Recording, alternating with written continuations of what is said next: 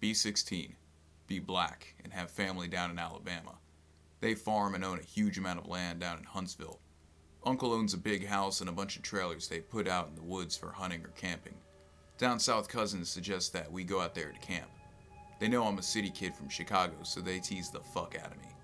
Collect food, kill a pig, some chickens, and bring necessities out to camp for a few days. We get to the camp and it's obvious something is weird. Air has this weird electric smell, like right before a storm, like ozone. We think nothing of it and we unpack and go down to the little creek for a swim for a few hours. All of a sudden, some older white guy and a white teenager come out of the bushes. He has a shotgun in the crook of his arm and says hello, and asks us what we're doing this far back in the woods. I tell him about my uncle, who he knows, and say we're camping out. He tells us that we need to be real careful out here and stick together.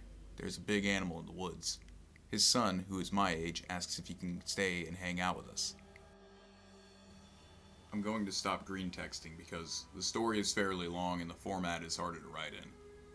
So we ended up playing football and dicking around there. Are me, the white kid Tanner, 5 of my cousins, and then like 4 of their friends, 5 girls and 6 boys. We all were around 15 to 17. We ended up just dicking the day away and going back to the camp and pulling out some stuff for a campfire, even though both the trailers had kitchenettes. Tanner wants to go back home. His family's property sits up against my uncle's and asks if he can come along camping with us. My cousin Rooster says he's going to go with him since it's getting pretty dark, and one of the girls says she's going to walk with them. It's about 7 o'clock and it's starting to get pretty dark. They take flashlights and take the trail towards Tan's property. The rest of us chill and make s'mores, drink and kiss on the girls. About 30 or 40 minutes later, there's the smell of ozone again. You could smell it, over the smell of the fire we had started, and this really nasty coppery smell, like right after you've had a nosebleed and it's stopped.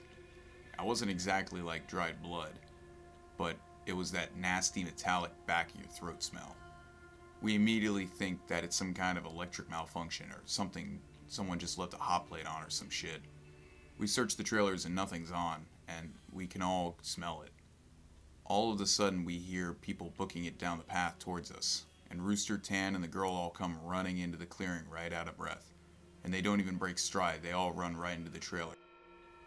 We all nope the fuck out of there and get into the trailers. They end up calming down, even Rooster's crying his fucking eyes out at this point. All the while the fire is guttering lower and lower, so my other cousins say fuck it and are about to go back outside to get the generator out of the shed between the trailers. Tanner goes, fuck no, lock the front door, ain't nobody else going outside. He's been crying too and his eyes are bloodshot and puffy, and his pants are dirty as shit. He goes on to tell us that they were up to his house. His father said sure you could go out camping, but to make sure that they were careful on the way back, and that maybe they should take one of the hunting rifles just in case. Evidently, Tanner had seen something in their yard a few days before, and then one of their pigs had come up ripped up and half-eaten. They assumed it was just some big cats or coyotes even, though they usually don't fuck with live animals. He had gone upstairs and packed his stuff and told his dad that they would be okay without the rifle because coyotes avoid people, so they started walking back towards us. So Rooster finally stops crying and shaking. The girl already had, but she was just staring out the window with a dumb look on her face. He says they had gotten about halfway into the woods towards the camp when they started to hear shit in the forest. It was almost pitch black by this time, so they weren't sure at first what the fuck it was. The girl says that she heard something in the bushes right off the trail, and so they all beamed their flashlights over there, and there was someone standing back in the woods in a little hollow. Rooster said that they shouted at him and told him that he was scaring the fuck out of them and what a dick he was. He says that's when he realized the guy was facing away from them, so they kept walking, and they started smelling that nasty coppery ozone smell again. And they say that they look off into the forest on the opposite side, and it's a dude standing in the forest, backward, slightly closer to the path. So now they start power walking, and Tan keeps going, I should have taken the fucking hunting rifle. As they're telling the story, the smell is still super strong, even inside the cabin. They say that after they started walking faster, that a kind of low gibbering had started coming from both sides of the woods, and they started booking it back to the trailer. The girl said that she had flashed her flashlight out into the woods to the side of them and had seen something jerking itself through the woods, and the gibbering had just gotten louder and louder, and when they could finally see the light from our camp, fire something had come out of the woods about 40 yards behind them onto the track, and they had just flat out ran as hard as they could into the trailer. So we're out in the fucking woods, and we're at this point assuming it's some rednecks or some shit trying to fuck with us. All of a sudden, my other cousin, Junior, starts going on about how he went to school with a native kid that was telling him about the Goatman or some shit. We promptly tell him to shut the fuck up, because we don't need none of that spooky talk right now. But he just keeps going on and on about how it's the fucking Goatman and how we're in his woods and blah blah blah. Now at the time, I'd never heard about any Goatman or any of that. But then a couple of years ago, the year before I graduated from college, I had a Menem for a roommate, and I ended up asking him about it. And to sum it up, it's basically a fucking man with the head of a goat, and he can shapeshift, and he gets in among people and groups of them to terrorize them. It's also supposed to be the kind of stuff like a Wendigo, and it's bad mojo to even talk about it, and it's even worse if you see it. Keep in mind, I didn't know any of this back when I was 16, so my cousin is going, the Goatman's going to get in and fucking kill us. The girls are all terrified, and my cousins and I are fucking trying to figure it out, if it's just some hillbillies or some animal or something. So all of a sudden, the smell just goes away. Like, to this day, I have never experienced anything like it. Like, usually smells fade away or get less. It was just there 1 second, and then it wasn't. So after an hour, making it around 9 or 10, we stopped shitting bricks enough for us to go back outside and stoke the fire again. We figure it's just some assholes trying to fuck with us. So we don't go back home, because we think if we do, they'll chase us through the woods or some other crazy shit. Nothing else weird happens that night. And we stay another night, and for the main part of the night, nothing happens. At about 1 in the morning, we're outside getting drunk and telling ghost stories. As someone's about to finish some too spooky story, I don't remember what it was about. The smell come back, and it's so fucking strong that one of the girls literally starts vomiting. I stand up. You can actually feel how clammy the air is. And I say we should get inside. This isn't right. We should have just fucking left. We all go back inside and we're standing around. And my cousin just keeps going on and on about how it's the Goatman. And my cousin Rooster tries to shut him the fuck up. All the while I'm just feeling like something is wrong and I can't figure out what the fuck it is. We end up sitting in there for a while. The smell is just as strong and we're terrified and we're all huddled in this camper. We end up cooking brats for everyone because nobody wants to go back outside. It's one of those packs of 4 brats in a pack, and we've got a total of 3 packs. I grill them up on the stove and give everybody a hot dog. I get mine. After a while, one of my cousins gets up and goes over to the pot to get another one. He starts grumbling about how the fuck do I get 2 when everybody else only got 1, and I look at him like he's fucking stupid. I tell him that everyone only got 1 because there were only 12 brats. If he wants more, he should open up another pack and cook some more. That's when the girl that had been out with Rooster and Tan just starts screaming, "Oh Jesus, oh Lord, get out!" She's crying and shivering, and then it dawns on the cousin standing up what the fuck is wrong.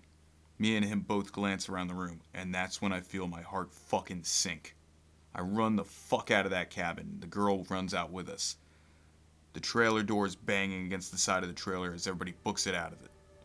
One of my cousin's friends asks us what the fuck is wrong, and I start counting. There's only 11 of us now.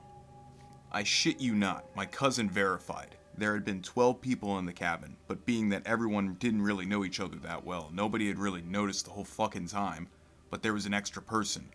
And then I realized earlier that I had kind of noticed something was off. You know how when you're just dicking around, having a good time, and you don't sweat the small shit?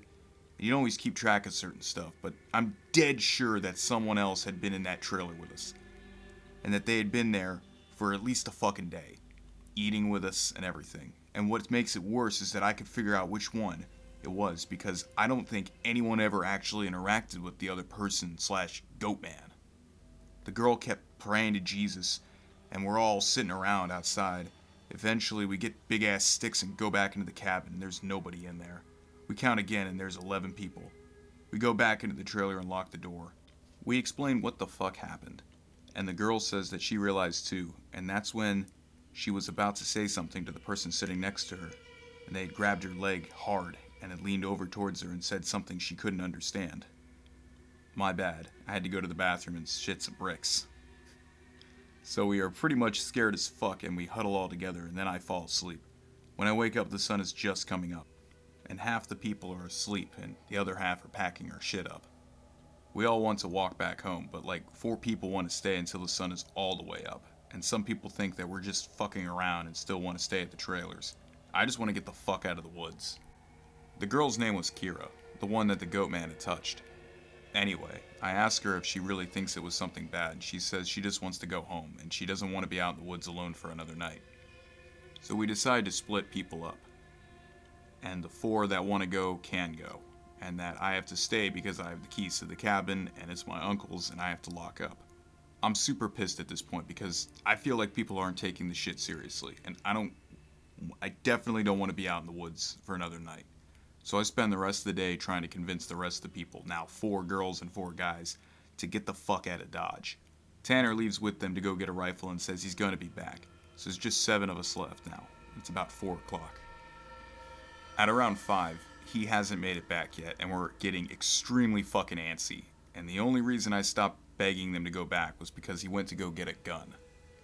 It's about 5:30 or so when one cousin that did stay says that the girl Kira is outside. We all look outside, and sure enough, she's standing by the fire pit with her back to the cabin. I'm thinking to myself, she was so fucking scared, why the hell would she come back? And then I get this nasty feeling in my gut. Keep in mind, the whole time, that coppery smell's been gone, but now I realize I can smell just a slight twinge of it. I say this to the rest of them, and everybody, these are the people that wanted to stay in the fucking woods after all we'd gone through with the goddamn Goatman in our midst. They're all laughing at me and asking, did I set this all up just to scare them? I'm looking at them like, I am not fucking bullshitting you at all right now. I ask them why the fuck would I play like that? So one of the girls goes outside to get Kira. She gets halfway to her and stops cold. Kira starts heaving. I don't know how the fuck to describe it. Sort of like someone with their back turned was laughing without actually making any sound. And it was the fact that I thought this that made me realize there was no fucking sound in the whole woods. It was dead silent. This was like later in September, so it was still fairly hot at the time, but it was super chilly some days too. And you could usually hear some big ass geese honking or some kind of birds or squirrels chittering. So I step out the door and tell her to come back to the trailer right fucking goddamn now. She backs up into the trailer and we lock the fucking door and pull down all the shades. Except one. And put someone there in a chair to watch her. She stands there for another 20 minutes or so. The guy turns to say this and she's still there. And then there's a huge fucking bang on the door. We all jump the fuck up and scramble around the living room of the trailer. The banging is so fucking loud. So now my cousin is holding one of the girls and the other 2 are kind of giggling with nervous laughter and me and the other 2 guys are shitting bricks. Then we hear Tan. He's screaming, "Let me the fuck in, stop fucking playing." So we go over to the door and open it and he stumbles in with a rifle. There's nobody else outside. Evidently, he had been walking to the campsite. Nothing weird happened in the forest, but when he'd gone in, he had seen a girl. Mind you, he said it wasn't Kira standing there. When he had gotten to the edge of the clearing, she had turned over towards him with this slack-jawed look and just stared him down, slowly tracking him as he walked around the outside of the clearing toward the camp. He said it wasn't until about halfway to the trailer that he'd realized that she was getting closer to him. She had started off by the fire, and without him even seeing her move, she'd started turning and basically inching closer and closer. He said he just ran the rest of the way to the cabin thinking it would be open, and when he got to the door and it was locked, he turned around and it was about half the distance to the door. He looks around the room and then gets super fucking pale. He pulls me to the side and whispers in my ear, "You know there are only 6 of you in here, right?" I get that feeling where your stomach drops into your nuts. It had been back inside the trailer while we were sorting out who was going where.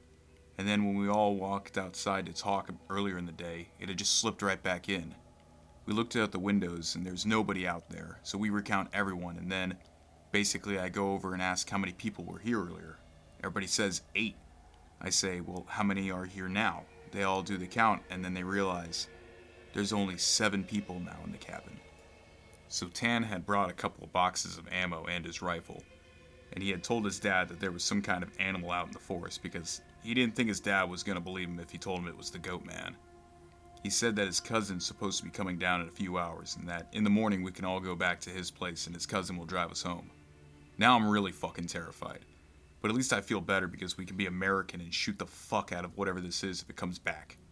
But then my cousin gets into this huge argument with one of the girls because she thinks that I'm trying to be funny and prank them, and that she's getting really scared that I'm not funny. He keeps telling her, though, I'm not that kind of person. And she says, well, how do we know that the girl wasn't just Tanner in a wig? Or if it's really the Goatman, how do we know that it's the real Tanner and that the Goatman didn't just kill Tanner in the woods and take his gun?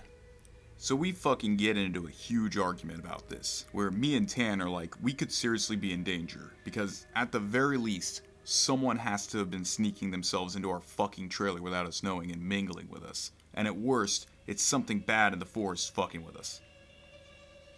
One of the girls is crying and saying she wants to go right now, and we're trying to tell her there's no fucking way, because none of us are walking through the woods in the middle of the night. At this point, the sun's starting to go down, and it's getting a little cloudy out. We eat something and turn on the radio for a while, but we can't really get a station out there with anything decent, so we just turn it off about the time that Tan's cousin shows up. At this point, the sun is just barely over the horizon, and he has one of those heavy-duty lantern flashlights and another rifle. He walks up to the trailer, and we whisper to Tan, asking if he's sure that's his cousin, and he says yes. The guy looks behind him and all around the camp, and then walks in. He kind of glances at all of us and looks a little confused. He says, where's your other little buddy at? I figured she would meet up with me at the cabin. Is she a little bit slow or something? And had we been cooking blood in the cabin, because it smelled like bloody hot pans all the way up the trail. We all fucking nope, not Betamax, and ask him what the fuck he's talking about. He had come down the same trail as Tan had been using, and that he had come up on one of you's guys' buddies, standing in the middle of the trail looking at him slack-jawed.